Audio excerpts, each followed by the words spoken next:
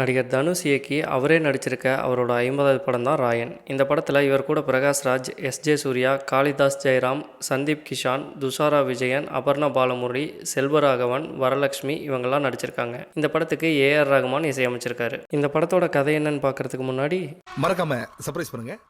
படத்தோட ஆரம்பத்தில் சின்ன வயசு தனுஷுக்கு 2 தம்பிகளும் ஒரு தங்கச்சியும் கை குழந்தையா இருக்கு. ஒரு நாள் வெளியே கிளம்பி போன இவங்களோட அப்பா அம்மா திரும்பி வரவே மாட்டாங்க. இந்த நிலையில தனுஷோட தங்கச்சியான அந்த கை குழந்தைய ஒருத்தர் கடத்த முயற்சி செய்வார். அவரை கொலை செஞ்சுட்டு தம்பி தங்கச்சியோட மெட்ராஸ் வந்துடுறாரு தனுஷ். எல்லாம் வளர்ந்து ஒரு நாள் பெரிய ஆள் ஆயிடுறாங்க.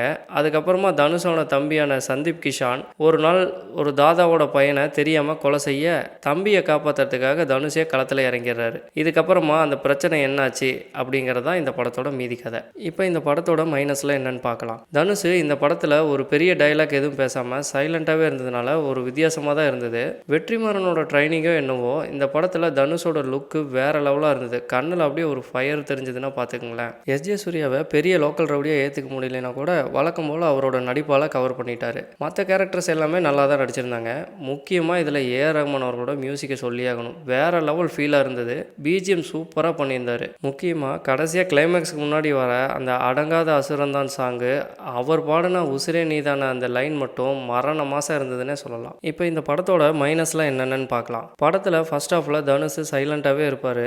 தம்பியோட பிரச்சனை நடக்கிறப்ப களத்தில் இறங்கி செம வைபாக இன்ட்ரோல் பிளாக் வச்சுருப்பாங்க. ஆனால் அதுக்கப்புறம் செகண்ட் ஹாஃபில் அவருக்கான மெயின் வில்லன் யாருன்னே தெரியாமல் குழம்புற மாதிரி ஆயிடுச்சு. எஸ்.ஜே. சூர்யாவா இல்லை பிரகாஷ் ராஜா இல்லை அவங்க தம்பிங்களா அப்படிங்கிற மாதிரி ஆயிடுச்சு. எஸ்.ஜே. சூர்யாவுக்கும் தனுஷுக்கும் சண்டை ஆரம்பிக்க ஒரு ஸ்ட்ராங்கான ரீசன் இல்லாதனால கொஞ்சம் ஏற்றுக்க முடியாத மாதிரி தான் இருந்தது.